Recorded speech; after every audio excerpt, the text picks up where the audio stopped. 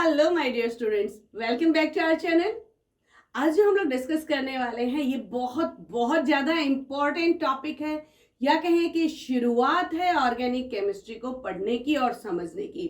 11th class का topic हम cover कर रहे हैं हाइड्रोकार्बन्स, एंड इसमें जो मैं आप लोगों को तरीका बताने वाली हूँ कि किस तरीके से इन चैप्टर्स को पढ़ना है। हाइड्रोकार्बन्स हम 11th में पढ़ रहे हैं, यही कंटिन्यूएशन होगा 12th में।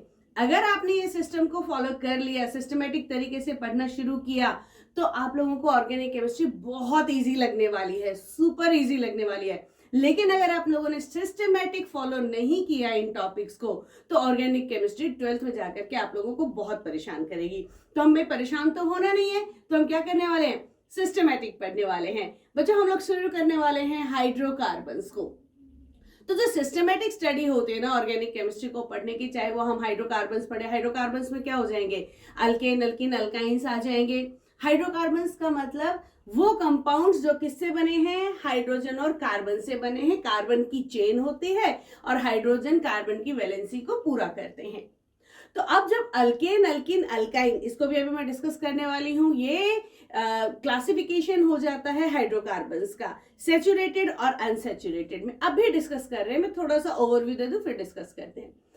हाइड्रोकार्बन्स वो सारे कंपाउंड जितना तुम अपने आसपास देखते हो ना, चाहे फ्यूल देख रहे हो, कोल है, पेट्रोलियम है, सीएनजी गैस है, या फिर आपके घर में जलने वाला गैस सिलेंडर है, उसके में जो गैस होती है ब्यूटेन गैस होती है, दैट इज, ये सब के सब हाइड्रोकार्बन्स है।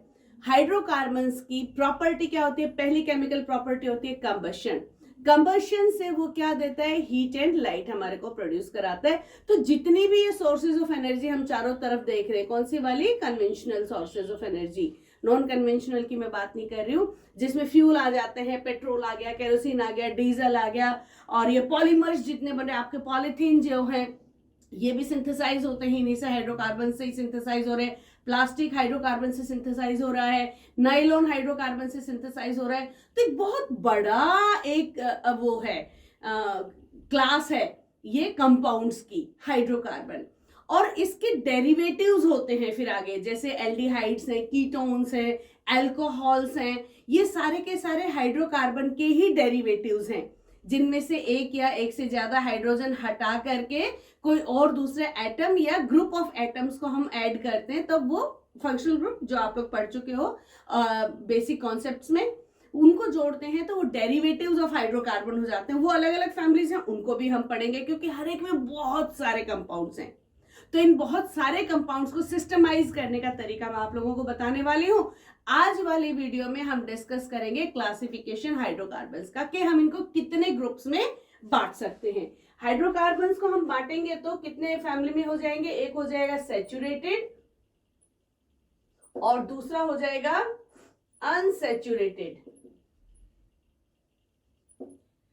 सैचुरेटेड हाइड्रोकार्बन्स में आ जाते हैं अल्केन्स। क्या आ जाएंगे, अल्केन्स।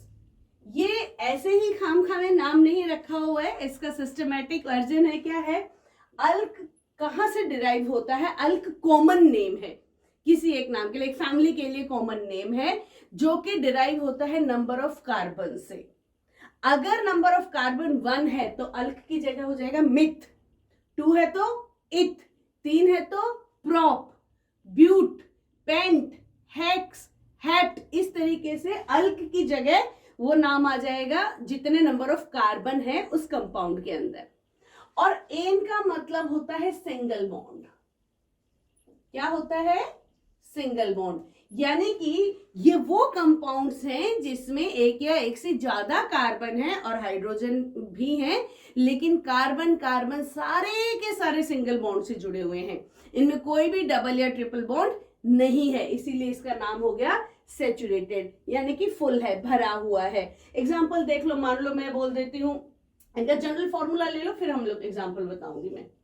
जनरल फॉर्मूला आ जाएगा इनका CnH2n+2, मतलब जितने नंबर ऑफ कार्बन है हाइड्रोजन उसके डबल +2 हो जाएंगे। एग्जाम्पल, मान लो मैंने ले लिया C4, तो हाइड्रोजन कितने हो जाएंगे, कार्बन का डबल +2, ये 4 है तो वो हो जाएंगे डबल, यानी कि 8 + 2 10।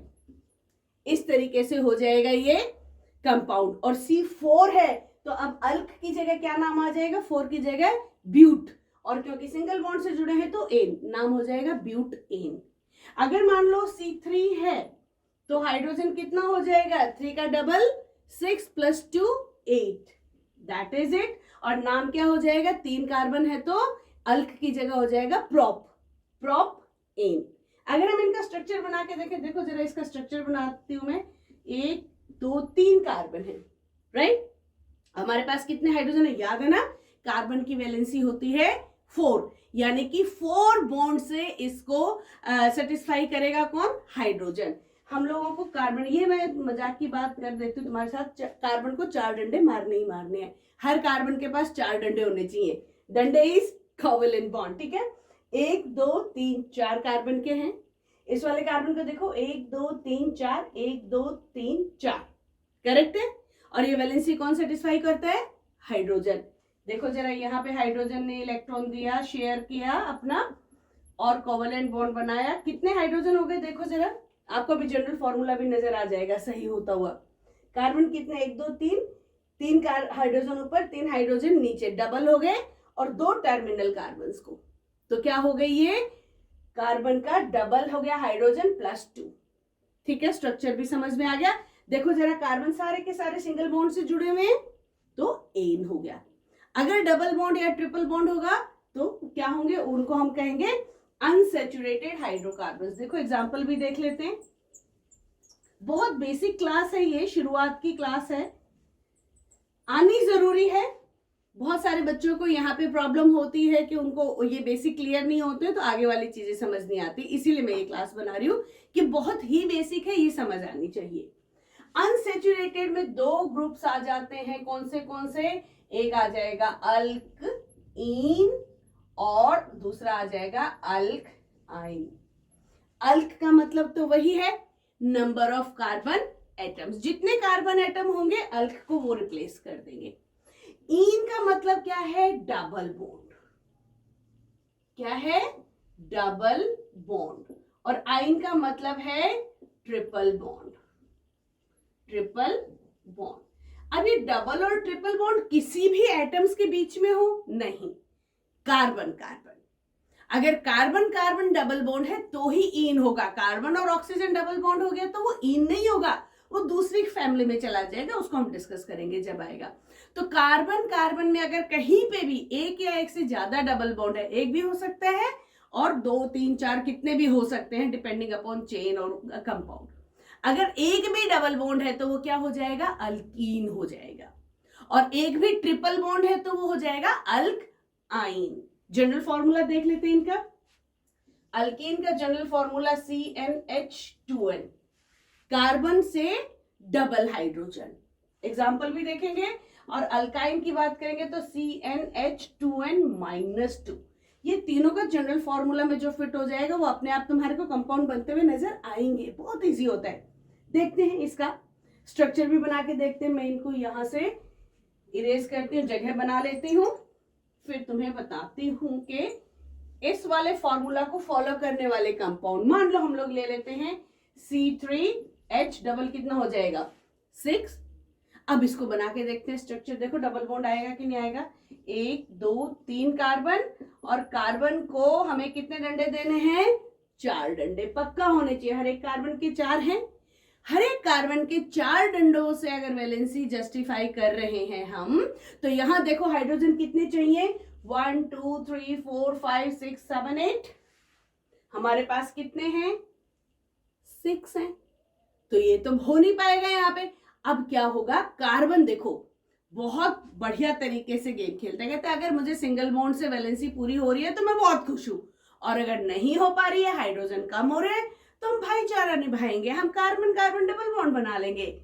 जैसे देखो यहां अगर हम लोगों ने 1 2 3 4 5 6 हाइड्रोजन हो गए पूरे, तो ये दोनों भाई पता है क्या बोलेंगे, चलो एक इलेक्ट्रॉन तेरे पास है और एक इलेक्ट्रॉन मेरे पास, हम दोनों डबल बॉन्ड बना लेते हैं, वेरी सिंपल, कंपाउंड बन गया ना, जस्टिफाई भी हो गया। और इसको हम क्या बोलेंगे, अल्कइन। और अगर 3 है तो 1 2 3 है तो क्या हो गया, प्रोपीन, प्रोपीन बन गया। क्लियर हुआ? चलो एक एग्जाम्पल हम लोग इसका अल्काइन का भी देख लेते हैं, 3 कार्बन में ही देख लेते हैं। चलो अगर 3 कार्बन है, अल्काइन का जनरल फॉर्मूला क्या होता है? CnH2n-2, यानी कि डबल करोगे तो 3 का हो जाएगा 6 और -2 करोगे तो 4। यहाँ पे हाइड्रोजन और भी कम हो गए हैं। तो यहाँ अगर मैं 3 कार्बन बनाऊं और तीनों की वैलेंसी को अगर हम जस्टिफाई करने की कोशिश करें सिंगल बॉन्ड से, तो कितने हाइड्रोजन चाहिए? 8 है तो नहीं है, कितने? 4 हाइड्रोजन। कोई बात नहीं, 2 कार्बन आपस में डबल बॉन्ड की जगह क्या बना लेंगे? Triple bond. कोई भी 2 कार्बन, वो बाद में स्पेसिफाई होगा तो स्पेसिफिक करेंगे। किसी भी 2 कार्बन के बीच में ट्रिपल बॉन्ड बना दो और देखो अभी 1 2 3 4 हो गया। इस कार्बन के पास 1 2 3 4 हो गया, 1 2 3 4 बन गया, ट्रिपल बॉन्ड आ गया, कंपाउंड हो गया आइन, अल्क आइन। अल्क कौन सा है यहाँ पे? मिथ इथ प्रोप, प्रोपाइन। इजी है ना? तो ये दोनों ग्रुप को इन और आइन, जहां पे कार्बन कार्बन कम से कम एक सिंगल बॉन्ड है तो डबल बॉन्ड है तो इन हो गया, और ट्रिपल बॉन्ड है तो आइन हो गया, और अगर सारे के सारे सिंगल बॉन्ड है तो एन है। तो एन को हम कहते हैं सैचुरेटेड हाइड्रोकार्बन्स, और इन और आइन, अल्कीन और अल्काइन होते हैं अनसैचुरेटेड हाइड्रोकार्बन्स। ये तो इसका डायरेक्टली क्लासिफिकेशन हो गया। अब आगे इनको हम और कैसे डिवाइड कर सकते हैं? अब हमेशा स्ट्रेट चेन होंगे या साइकिल में होंगे, रिंग स्ट्रक्चर में होंगे, उसको देखते हुए भी हम लोग बना सकते हैं। देखते हैं अगला क्लासिफिकेशन, सैचुरेटेड और अनसैचुरेटेड के बाद की बात करते हैं हम यहाँ पर। ठीक है, आप लोगों को एन इन आइन तो बहुत अच्छे से क्लियर हो गया है। ओके,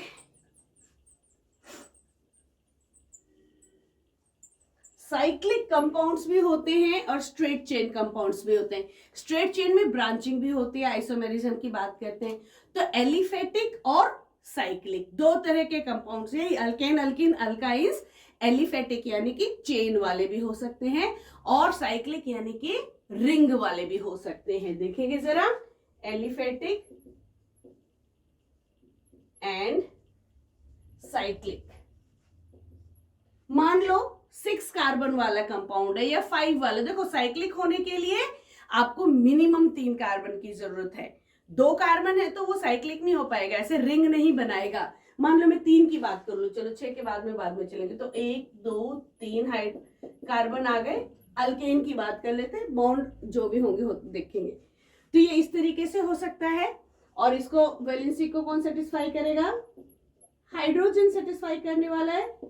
और अगर यहीं पर ये कार्बन कार्बन आपस में जुड़ जाएं तो ये इस तरह का रिंग बना लेंगे। बॉन्ड लेंथ आप लोगों को मालूम है, बॉन्ड लाइन फॉर्मूला आप लोगों को मालूम है कि जहां पे भी ये कॉर्नर होता है, ये किसको रिप्रेजेंट करता है? कार्बन को रिप्रेजेंट करता है। देखना, अभी मैं एक चीज आप लोगों को बताने वाली हूँ, साइक्लिक में आते ही जनरल फॉर्मूला में थोड़ा चेंज होने वाला है, अभी आप देखोगे और समझोगे। देखो ये जनरल फॉर्मूला क्या हो रहा है? CnH2n+2, करेक्ट है? कार्बन की 4 वैलेंसी पूरी होनी चाहिए, ये ध्यान में रखना है। इसमें हमारे पास 1 कार्बन 2 कार्बन 3 कार्बन है, और ये जो है ना, ये बॉन्ड को रिप्रेजेंट कर रहे हैं। तो इस कार्बन के पास 1 और 2 बॉन्ड है, और बाकी के 2 बॉन्ड कौन जस्टिफाई कर देगा? हाइड्रोजन। और ये 2 बॉन्ड इसके हाइड्रोजन, और ये 2 बॉन्ड हाइड्रोजन। देखो जरा, हर एक कार्बन को 4 बॉन्ड मिल गए क्या? मिल रहे हैं क्या? मिल रहे हैं ना। देखो 1 1 2 3 4। अब यहां देखो फॉर्मूला क्या बन रहा है, देखो जरा, C3H डबल हो रहे ना 6। डबल बॉन्ड है कहीं पे भी कार्बन में? नहीं है, तो कहलाएगा क्या? एन। लेकिन देखो जनरल फॉर्मूला क्या हो गया इसका? CnH2n। किसमें? जब ये साइक्लो हो जाता है, यानी कि रिंग बना देता है, तो जनरल फॉर्मूला में से 2 हाइड्रोजन कम हो गए। क्यों? क्योंकि देखो ये जो टर्मिनल कार्बन को जो 2 हाइड्रोजन चाहिए थे, ये 2 हाइड्रोजन ही तो रिमूव हुए हैं। इन्होंने आपस में दोस्ती कर ली कार्बन कार्बन ने, तो 2 हाइड्रोजन रिमूव हो गए। और लेकिन इसके आगे नाम क्या? देखो ये इसका नाम हो गया मिथ इथ प्रोप, ये हो गया प्रोप इन जनरल फॉर्मूला के हिसाब से तो ये ईन कैटेगरी में आ रहा है, लेकिन इसका अगर नाम के आगे साइक्लो लग जाएगा ना, साइक्लो साइक्लो, तब ये एन ही रहेगा, साइक्लो प्रोप एन। अब आपको मालूम है कि टर्मिनल साइक्लो लगते ही मालूम है कि टर्मिनल कार्बन ने आपस में बॉन्ड बना लिया है। ठीक है, 3 हो गए, मान लो 6 हैं या 5 हैं या 4 हैं, कितने भी बन सकते हैं, वो किस में आ जाएंगे कैटेगरी में, साइक्लो की कैटेगरी में आ जाएंगे। बहुत बढ़िया।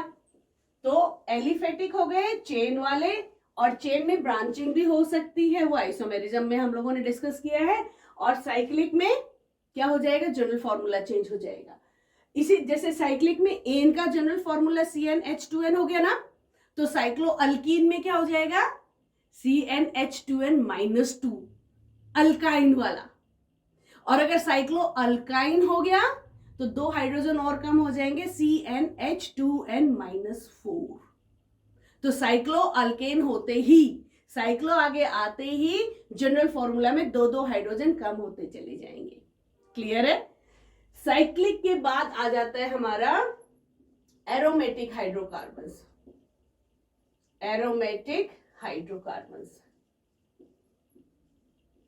ये है तो वही कंपाउंड, लेकिन इसको एक अलग फैमिली में दे दिया गया है। ये वो कंपाउंड है, जब शुरुआत में इसका नाम रखा गया ना एरोमेटिक, एरोमा यानी कि स्मेल, खुशबू, ये एक अलग स्मेल वाले, आइडेंटिफिएबल स्मेल वाले कंपाउंड थे।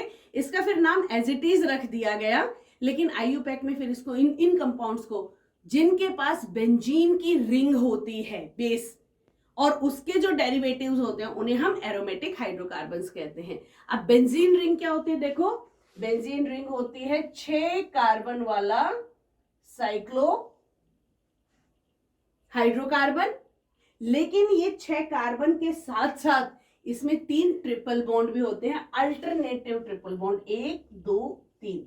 ये बेंजीन है। फॉर्मूला क्या होता है इसका, CnH6। देखो एक कार्बन यहां पे है, देखो हम बना करके भी देख लेते हैं इसको कितने हाइड्रोजन की जरूरत है। देखो हर कार्बन के पास 1 2 3 बॉन्ड ऑलरेडी है, तो एक और हाइड्रोजन चाहिए। इसको भी 1 2 3 है, एक और हाइड्रोजन। इसी तरह से हर एक कार्बन को एक हाइड्रोजन चाहिए, और फॉर्मूला क्या हो जाएगा, C6H6। बेंजीन रिंग होती है ये, वो हाइड्रोकार्बन्स जिसमें बेंजीन रिंग होती है, और इसके जो डेरिवेटिव्स, इसमें से कोई भी हाइड्रोजन हटा करके इसकी जगह कुछ और ऐड कर रखा है, तो क्या हो जाएगा, डेरिवेटिव ऑफ बेंजीन।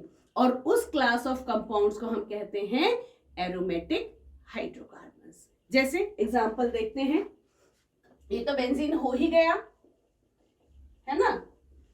अगर इसको, अच्छा ये जो अल्टरनेट डबल बॉन्ड है ना, इसको हम लोग ऐसे रिंग से भी दिखा सकते हैं, क्योंकि ये जो अल्टरनेट डबल बॉन्ड है, ये जो इलेक्ट्रॉन क्लाउड है ना, ये घूमता रहता है। घूमता कैसे रहता है, एक पूरे कार्बन्स को आपस में स्टेबल करने के लिए ये घूमता रहता है, तो इसको ऐसे दिखाते हैं कि ये अल्टरनेट डबल बॉन्ड है। ठीक है, और अगर एक हाइड्रोजन यहां से हटा के इसको CH3 बना दिया हमने, तो ये क्या कहलाएगा, टॉलीन कहलाएगा। क्या कहलाएगा, टॉलीन। अब देखो जरा, अगर यहां से एक हाइड्रोजन हटा करके हमने OH लगा दिया, तो ये फिनोल हो जाएगा। और 2 बेंजीन रिंग भी आपस में जुड़ सकती हैं। देखो नेप्थलीन बॉल्स का नाम सुना है तुमने, बिल्कुल। ये देखो 2 बेंजीन रिंग अगर आपस में जुड़ी हुई हैं, तो ये क्या कहलाएगा, नेप्थलीन कहलाएगा। इस तरीके के जो कंपाउंड हैं जिनमें बेंजीन रिंग बेस है, उन कंपाउंड्स को हम क्या कहते हैं, एरोमेटिक हाइड्रोकार्बन्स। ये बहुत ही बेसिक सा क्लासिफिकेशन है जो आप लोगों को जानना जरूरी है।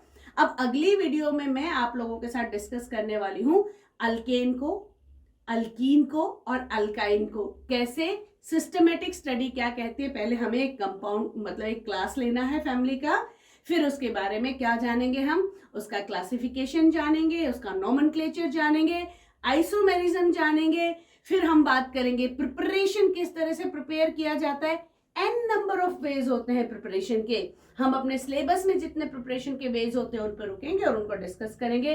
प्रिपरेशन के बाद प्रॉपर्टीज कौन सी chemical property, physical property and then uses. तो अगली वीडियो में मैं जो डिस्कस करने वाली हूं वो क्या है, अल्केन्स को डिस्कस करेंगे। अल्केन का प्रिपरेशन कैसे होता है, अल्केन की फिजिकल प्रॉपर्टी क्या होती है, केमिकल प्रॉपर्टीज क्या होती हैं, यूजेस क्या होते हैं, किस तरह का आइसोमेरिज्म शो करता है, ये एक पूरा का पूरा स्टडी का मटेरियल है। फिर एक दूसरी वीडियो बनेगी जिसमें हम लोग अल्कीन को ऐसे ही पढ़ेंगे, अल्कीन की ये सारी प्रॉपर्टीज, अल्काइन की, और जब हम 12th में जाएंगे तो अल्कोहल्स को, एल्डिहाइड्स को, कीटोन्स को, इसी सिस्टमेटिक सिस्टम में हम लोग स्टडी करते हैं। तो बने रहो वीडियो में, मैं अगली वीडियो बनाती हूँ आप लोगों के लिए जिसमें डिस्कस करने वाले हैं अल्केन्स को। ये वीडियो आप लोगों के लिए थी जनरल इंट्रोडक्शन किसका, हाइड्रोकार्बन्स का। तो जुड़े रहो, तब तक के लिए good bye, stay happy, stay healthy.